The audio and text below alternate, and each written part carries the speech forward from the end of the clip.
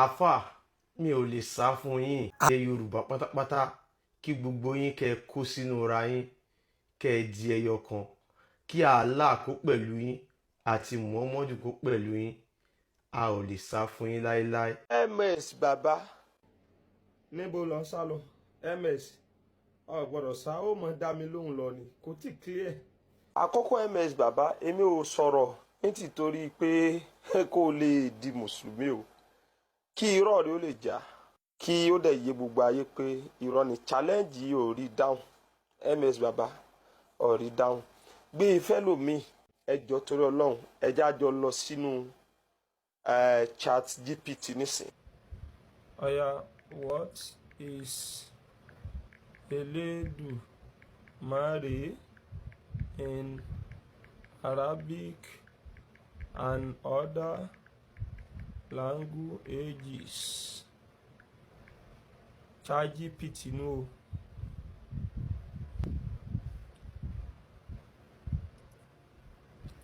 Elédùmarè, more commonly written Olódùmarè, is the Yoruba name for the supreme being, God. Especially in Yoruba traditional religious rite. In Arabic, there is no exact Arabic translation of the proper name Elédùmarè. n tí a lè lò fún Elédùmarè ìyẹn ni pé ọba tó dá gbogbo ayé tó dá everything tó dá yàtọ̀run tó dá gbogbo nǹkan tó wà ń bẹ̀. àwọn tí wọ́n jẹ́ ẹlẹ́bọ ilẹ̀ lárúbáwá kànábì tó dé kí náà ń pè é. Èmi ò ní kú níbi Allah yìí tó bá ti yé àwọn ọmọ ìyá wa dáadáa tí wọ́n rí i pé ó ti lulẹ̀ yẹ́nyẹ́ màá wá bẹ̀rẹ̀ sí ní mú àwọn nǹkan mi.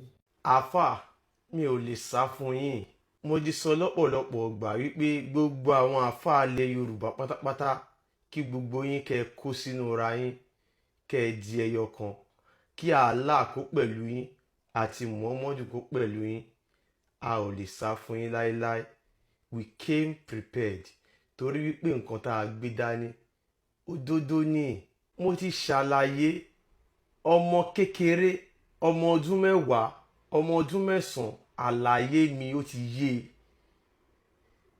nǹkan tẹ́ ẹ béèrè fún ara yín gan ó tún dá yín lóhùn ó ní there is no exact Arabic translation for the proper name Olódùmarè gbogbo àwọn nǹkan tó fún yín yẹn ó kàn máa fún yín pé kẹ́ẹ̀kan wé pé òkè àlè àwọn lárúbáwá lè pè ní nǹkan yìí àwọn lárúbáwá ò mọ ọlọ́run Olódùmarè Allah ni wọ́n mọ̀ Allah tán dẹ̀ mọ̀ déètì ni kò kí ń ṣe supreme being Olódùmarè àmọ́ báyìí tẹ́yìn bá ṣì ń sọ wípé Allah ni Olódùmarè tẹ́ ẹ bá ti fẹ́ kírun mo fẹ́ kẹ́ ẹ ṣe fọ́nrán tẹ́ ẹ bá ti wà nínú mọ́ṣáláṣí bóyá ẹ̀yin ni mọ̀ ẹ set kámẹ́rà káwọn ìjọmọ̀ tó sẹ́yìn yín ẹ pè irun ibi tá Allah wà ẹ máa fún Olódùmarè sí gbogbo irun tẹ́ bá fẹ́ kí ibi tá Allah wà ẹ máa fún Olódùmarè sí ṣe bẹ́ẹ̀ sọ́pà Allah ní Olódùmarè ẹ máa fi sí ẹ rí wípé ẹ ò lè ṣe èèyàn kan ò lè lọ sílẹ̀ lárúbáwá kó máa sọ fún wọn pé Allah òun náà ní Olódùmarè lọ́dọ̀ wa kó wá fi sí irú scope yìí ni wọ́n lò fún àwọn haúsá nígbà yẹn wọ́n ní Allah ní Ubangiji stylishly wọ́n pa Ubangiji rẹ̀ wọ́n gbà lọ́wọ́ wọ́n gbà Allah lé wọn lọ́wọ́ Nagode Allah dẹ̀ ni wọ́n sọ báyìí wọ́n ti báyé wọn jẹ́ so ẹ̀sìn Islam àfà irọ́ lásán ni ẹ tún wá dárúkọ pé ẹ ní kí Islam tó bẹ̀rẹ̀ kí ni àwọn lárúbáwá ń po Olódùmarè anáwọn lárúbáwá ò mọ Olódùmarè ó yá ẹ wo nǹkan tó wà lókè yìí mo ní 3 daughters of Allah bóyá ẹ ò mọ̀ ẹ lè ṣe máa gbọ́ for the first time.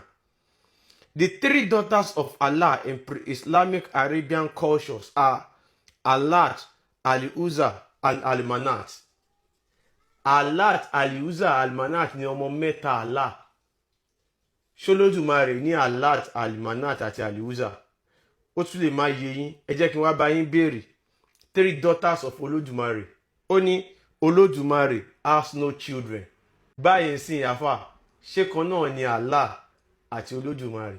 Mo sọ fún yín wípé wọn ò kí ń tú orúkọ àṣà àti ìṣe ọ̀tọ̀ọ̀tọ̀ ni nǹkan táwọn lárúbáwá gbà pé ó dá àwọn ló dáyé òun ni Allah nǹkan táwa gbà pé ó dá wa tó dáyé òun ni ọlọ́run olódùmarè, kò túmọ̀ sí pé nǹkan náà ni. Kó tún lè yé yín àfà, Bankuba lélẹ̀ lọ́dọ̀ tèmi. Bankuba ni èmi gbà pé ó dáyé ó dọ́run, ló dá gbogbo èèyàn. Allah lélẹ̀ àwọn kan náà gbà pé Allah òun ló dáyé àti ọ̀run.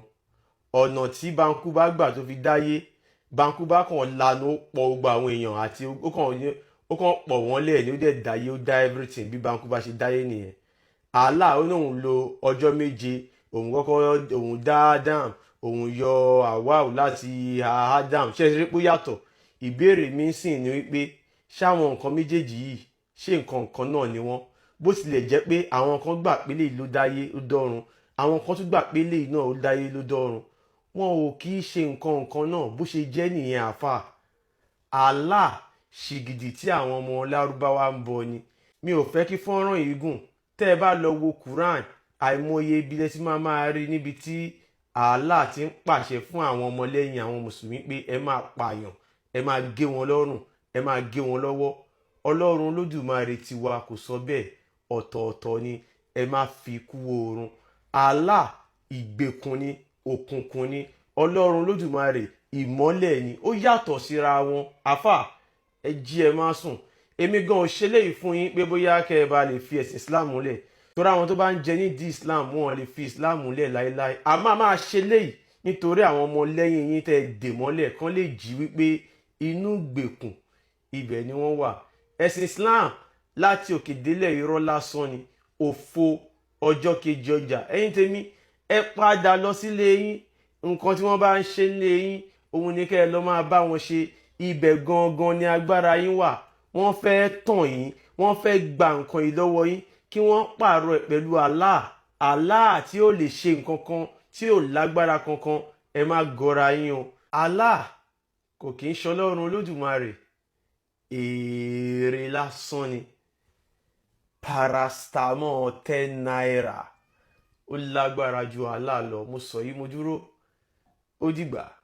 Nígbà tí àáfàá yìí jáde tó sọ pé MS Baba kò fún òun ní èsì sí ìbéèrè òun, wípé MS Baba sá lọ nígbà tí òun béèrè ìbéèrè lọ́wọ́ rẹ̀ nípa èyí tí wọ́n ń pe Ọlọ́run Olódùmarè ní ilẹ̀ Saudi Arabia. MS wá jáde báyìí o láti wá fún lésì.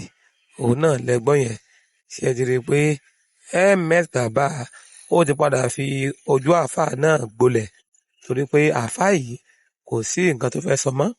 Tó bá dẹ̀ tún wá ní nǹkan míì tó tún wá fẹ́ sọ fún MS, a ó máa gbọ́, a ó sì máa fi tó yín létí, a ó máa gbé wá sí ojú ìwòran yín. Ẹ ṣeun tí ẹ̀ ń wò wá, ẹ máa bá wa ká lọ lórí ìkànnì yìí. Àkámọ́ àti mọ́mì, èjì ẹlẹ́mẹ̀rẹ̀ of Africa.